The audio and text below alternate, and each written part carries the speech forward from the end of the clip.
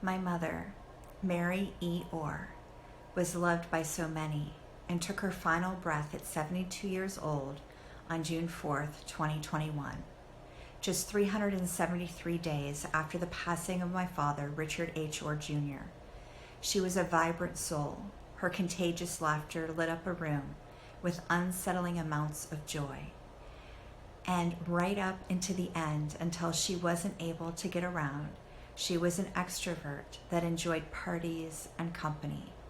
She was a proud, dignified woman who had a passion for life in her own way. She always knew how to brighten someone's day and make them feel loved through her food. Words that described my mom are consistency, strong in her belief system, stubborn, difficult, unusual, and a complex woman. There is an old Yiddish proverb, when the heart is full, the eyes overflow. And so is the case when I try to sum up and honor my mother's life. She loved her children, Kimberly Searle, me, and Richard Orr III, her grandchild Alexandria Orr, and great-grandchild Cooper Mosier. My father was the truly abiding center and great passion of my mother's life, and she was his. And knowing that they are dating again in heaven for their 51st anniversary only just barely gives you a glimpse at the strength of their love. Being a mother of two strong, independent children, me and her prodigal son, Richard, she juggled the demands of life, motherhood, farming, and work with ease, and still saved time for the random visitor that would stop by for connection and advice. Mom taught us many things as young kids that hold us in good stead today: good manners, respect, and sound moral values. These values have made me who I am, and I thank her so very, very much. Mom had an inherent love of music, in particular music of Elvis Presley, and she'd always find time to put one of the King's hits on the stereo at home whenever she could, or if we were in the car and out for a drive. She'd sing away and dance in the car to her next location. She loved Blue Suede Shoes and The Leader of the Pack by the Sri Lankas, Shanghai. She loved the color blue. She used to say that she was sky and I was earth. She loved bright colors and sparkles too. My mother was not big on empathy or physical expressions of her love, but rather she showed us with her actions that she often used food as a way of showing her love.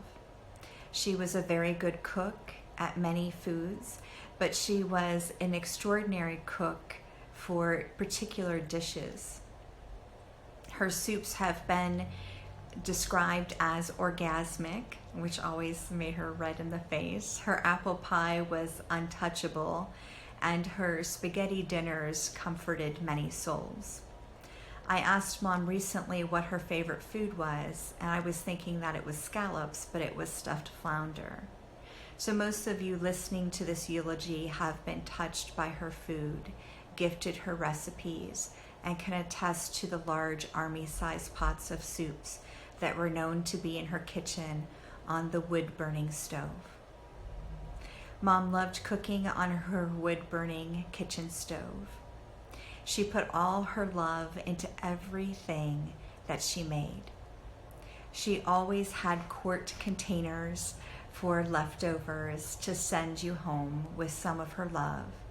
Even when it was just her and Dad, she'd put a dish away for me so that I'd leave with a bag of my favorites, things that she cooked on my next visit home. Mom's love of food came before the internet, so she had amassed a large collection of cookbooks. She enjoyed reading about the culture, the chef's journey, and the recipes. Believe me, on our weekly Monday night call, I have had many of phone conversations that were nothing but having recipes read to me. She saw her loved ones in those books, and before her death gifted those she loved cookbook volumes as she matched up chefs to her loved ones. I feel sorry for those who were not fortunate to have a foodie mother, because it has definitely enhanced my life. My mom healed relationships and weathered life storms over her kitchen table. Mom and Dad had a date night for as long as I can remember, and she had strict boundaries around these date nights. She'd let you join maybe once, twice if you were lucky, but if you started to make it a habit of joining, she'd set you straight that you were not welcomed. Mom was a popular lady in 4-H and church and the school district that she worked at. She sat on many committees and boards. She had a deep faith in God, and she often went to church and was known for quoting scripture and demanding that her children place their hand on a Bible to declare her truths. Her nieces and nephews would also stop in and see her, and she thrived in her own way, always keeping busy and always excited to see others. We had a tradition of a weekly girls' day. So when school was in session, it was her mother and lady friends. And when school was out, it was my grandmother, my mother, me, and then eventually came along my niece. And as me and my niece aged, the two groups began to integrate. And I always enjoyed hearing about their wisdom, observing areas that I could grow and evolve as a female leader and heal so that my niece could evolve further. Mom was born in 1949 at a time when Americans were buying 100,000 TV sets a week. Pyramid clubs had just become a fad. The South Pacific was debuting on Broadway, and the World Series was the New York Yankees and over Brooklyn. Mom was a diehard Indian fan. The U.S. Air Force's Lucky Lady completed its first nonstop around the world flight, and Mom hated flying, and I often wonder how scared she was to take a life flight in her final hours. Editor Russell Lyons coined the terms highbrow and lowbrow, and Silly Putty was introduced. And I remember playing with the Silly Putty with the cartoon section while Mom read the entertainment section of the Sunday paper. Meryl Streep and Billy Joel were born, some of my musical icons, and Mom was raised in a small town of Cherry Valley, Ohio, to parents Mary Louise Vogel and Joseph William Garrick. She had one younger brother, Joseph Garrick. They loved each other very much and explored life together for many years as they created their own stamp on life and families, but would always meet every Sunday to get their families together. And our family grew up with little money, but we were always well-fed and well-dressed. Mom spent many hours having clothes made for us to wear. We would spend hours looking at bolts of fabric and notions and putting things in layaway to prepare for the next season. How incredibly strong she was. Did I know anyone stronger? She never gave up. She put her entire being into raising her family and creating a home. She enjoyed being challenged in life and always emphasized the importance of a good education to us all. Mom was brought up with transitional values and learned the skills that women of her era should, such as cooking and sewing, as well as a love for history. I always remember our Christmas together, going to church, all of the chaos in the kitchen as she prepared Christmas dinners for 26, and I'd set a big long table with all of her special Christmas china. I recall my husband and I finishing her 2 china sets and her Hungarian crystal glassware collections for her, because it just brought her so much joy and the wonderful feeling of us all being together. My last memories of Mom are simple: a hard worker, a passionate figure of strength, who never waned in her love of family and food, and who soldiered on even when times were tough.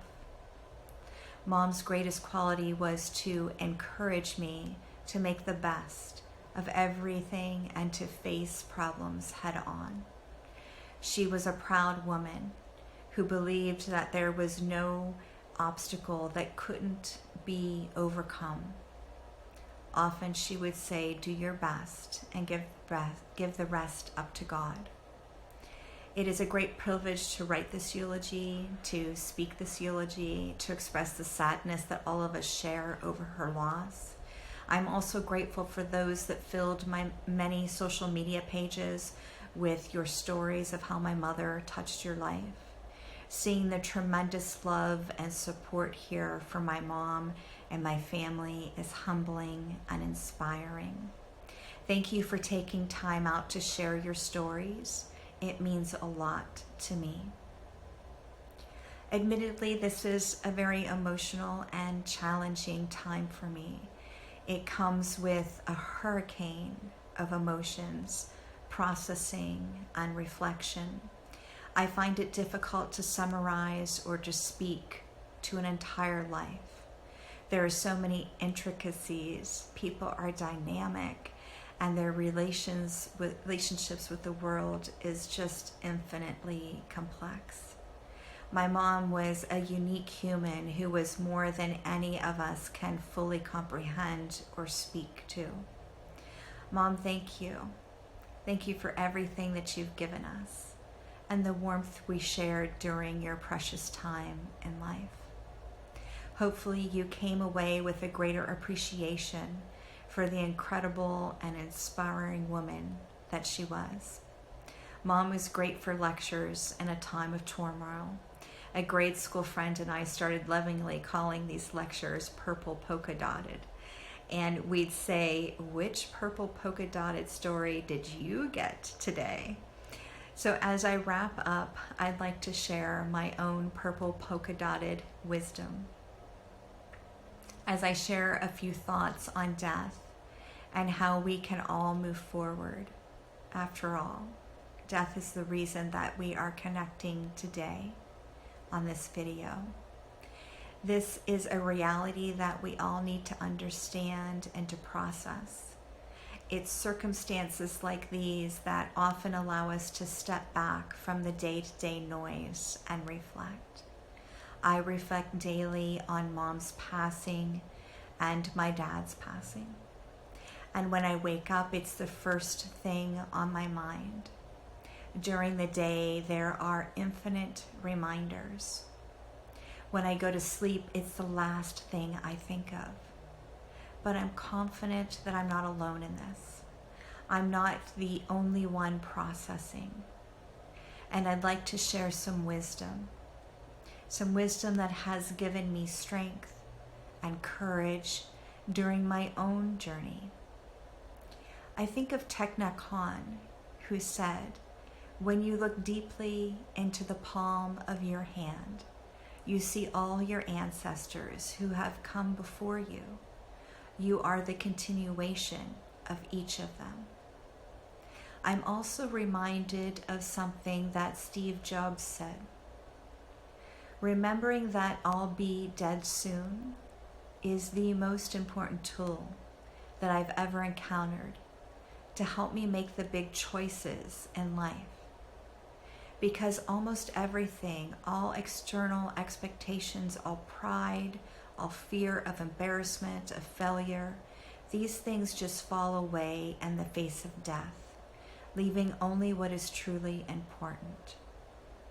Focusing on your own mortality every day is a tool to focus on what really matters in life. In doing this, we can better appreciate life for what it is and find peace with many adversities that we all face. I have the pleasure of working with clients, teaching them to awake to this process.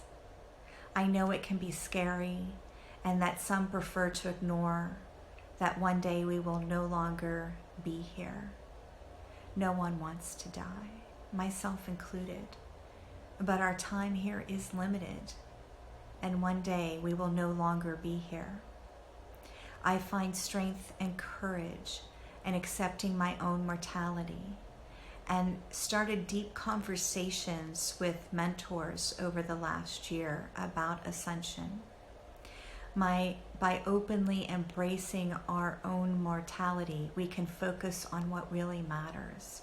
We can glide past the petty frustrations of daily life. We can live the story that brings us immense joy and fulfillment, and spend our finite times with people we love the most. I am choosing to fully embrace life while I still have the opportunity to do so. I'm choosing to celebrate my mom's life, my dad's life, and my life while I still have the opportunity. I am choosing to celebrate life, to find inspiration from my parents' teachings.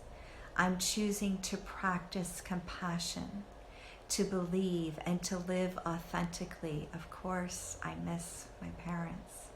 How could I not? But I know they will always be with me. And one of the last things said to me, that my mom said to me, was, I love you. I feel held by you. You can beat this cancer. I need to rest now. I'm grateful that I got to say goodbye to her over a speakerphone, something I was deprived of for my father's passing. So to me, a eulogy is a celebration of someone's life, a time to gather and to have conversations about a person that you loved and that you cared about, so that you can talk, think, and remember her life, her accomplishments, and what she meant to us all. Please share your stories with my family often, as it warms our hearts and souls to hear your memories as well. Thank you for being here. Thank you for listening to my mom's life summed up. I honor you. Namaste.